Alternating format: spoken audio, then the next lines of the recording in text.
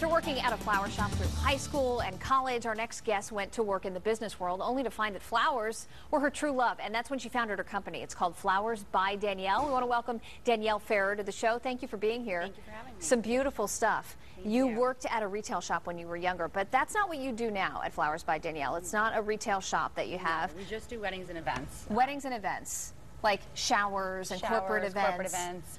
Baby bridal showers, bar bat mitzvahs. Primarily weddings is our main focus. And weddings these days, I mean, everyone is different. So really you focus on personalizing them because not every bride is going to have the same amount of bridesmaids. So you don't do packages. You don't do flower packages, right? Because every client is different, has their own needs. When they come in, they'll tell me they have 5 bridesmaids and 20 centerpieces, and they all have a special look that they have in mind. So we sit down and individualize their package for them. And speaking of that look, let's start on this table over here because I want to talk about height and the importance of that. You don't want anything as a centerpiece mid-height that's going to block the view of the person sitting across from you at the table. So tell us what you have here. So here we have a candelabra, which is really tall, very elegant for a wedding. Underneath it, we show it with 3 smaller style arrangements that could also be utilized for cocktail style arrangements and could be brought in for the reception. Oh, so we could pull double duty with those. Double whammy, yep.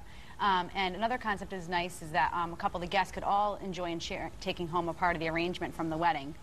The top floral piece comes out of the candelabra, and then each guest could take home a small portion of the centerpiece right there as well. And speaking of the top floral piece coming out, because I was looking at this arrangement right here, and I could only see a little bit of water in the bottom with not a lot of stems, so I'm thinking, how are all these flowers getting that water? But they're in that green floral foam. It's all arranged here, and then so different glassware you could use, again, for the importance of the height. And you decorated that one. Yep, and then this one could also be transported over to like a taller style just for a different look. We did a nice floral wreath for while the guests are enjoying dinner. The top floral piece is above them, so when you walk in the room it's really elegant, but then there's also something during dinner that they can enjoy to look at as well. Another concept, you could float something in here just like that one, or you could you have this light with you. These look nice at night. You could light up, they come in every color in the rainbow, and you could submerge them in the water. They're waterproof, and they light up the water, just give a nice elegant glow. Yeah, so and this one's pink, so it would just give the water this pink glow. You can put it on the bottom, or you can put it to the top of the dish, and it just glows down, a nice pink glow in the room. And I believe we have a picture, too, of something similar, but that you use calla lilies with. We floated a calla lily inside of it instead. Oh, there it is right there. That looks beautiful. So you just floated that inside as well. And you can see the high-low effect there. So if you didn't want to do all the tables high, you could do a high-low effect throughout the room. Right, and then if you're sitting in those chairs, obviously you got a clear view of the person sitting across from you, so that's perfect. All right, what's this then? What would you use this arrangement for? This is, again, an idea for like a low style. If you didn't like the idea of the tall arrangements, you could do something low where the guest then could talk over the arrangement instead of having something in the middle of the table. You know, a nice style like this, something a little more unique. They could do them in square glass cubes or a round bubble bowl or a nice ceramic container, just low and shallow that isn't going to be obstructive for people's view. Obviously, if you're going with flowers that are in season, that's going to lower the cost a little bit for you because they're going to be easier to find, right? Absolutely. So what's usually in season this time of year? Peonies are a great example. They're only available in May and June locally.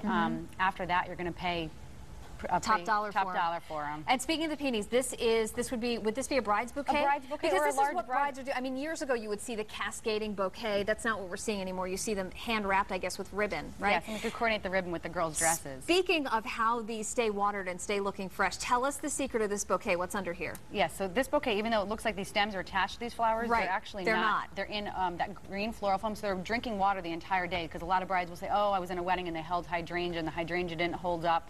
Well, not in the case how we designed the bouquets, because the hydrangea is drinking water the entire day. What a great idea. So these are just like mock stems, right? Exactly. That's such a great idea. These are beautiful. And we add little rhinestone gems to the stephanotis here.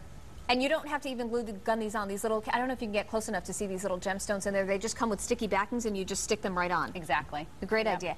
What colors are popular right now? Because we're seeing a lot of brown. Is that really popular? Yeah, chocolate browns, it was just in the fall. Now it seems to be a year-round color. Yeah. It's become very popular. It goes great with a lot of different color combinations, like the pinks for this time of the year, or in the fall bringing in all the mangoes and apricots and burgundy colors as well. And green, browns and greens are very popular too. Yes. And this would be for a flower girl. I mean, in the past you'd see the flower girl with the rose petals. A lot of the churches and synagogues and so forth don't allow a lot of the the tossing of petals anymore, so this is a nice alternative. The little flower girls love it. They just hold it in their hands, which is really cute. It's great for pictures because after, even if they are allowed to toss petals, then afterwards they just have an empty basket for the picture purpose. And I think we have another picture of another example of a bouquet that you put together as well, if we could take a look at that. And tell us what's really popular with bouquets this year. This is an all white bridal bouquet. It's got the roses, the stephanotis, and the miniature callies and the bride, and then you can see the little flower girl holding the kissing ball there, all done up in white as well. Some brides either like all color, a very colorful bouquet, or the all neutral, still very in as well. Now, you're often going to classes and flower shows to kind of stay up on what's popular, stick with the trends. What trends are we seeing for brides this season? Trend-wise, I mean, definitely the round hand-tie bouquets, a lot of the bling-bling, bringing in crystals and jewels. You could either do it throughout the bouquet, or you could also put them on like the stems of the ribbon, bringing in some rhinestones. Like here, we just accented with some pearls, but that's really popular. And you specialize in canopies and huppahs. Tell us I think we have a picture of that too. Tell us the significance of that. It could be for a non-dominational wedding, it could be called a wedding canopy, or for a Jewish wedding, they're known as huppahs. And the purpose of a huppah is it's open on all four sides, and the meaning behind it is it's allowing all new friends and family to join in the new becoming of the new marriage.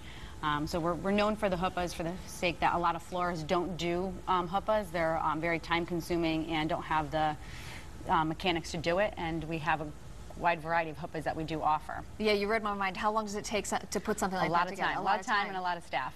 Because you need to keep these flowers fresh, obviously, and looking good for the big day, so you can't do it that far in advance. Right, a lot of it's done, for huppahs, they're usually done that day on premises. All right, well, Danielle, let's put up the information for Flowers by Danielle. If you want more information, check it out right there. You can just go to flowersbydanielle.com, or you can always just come to our website, WTNH.com, and click on the Connecticut Style link. Beautiful stuff. Thank you so much for bringing it by. I really appreciate it. Thank you. It was great meeting you. Nice meeting you as well. And don't go away. There's more Connecticut Style coming up right after this. Stay with us. We'll be right back.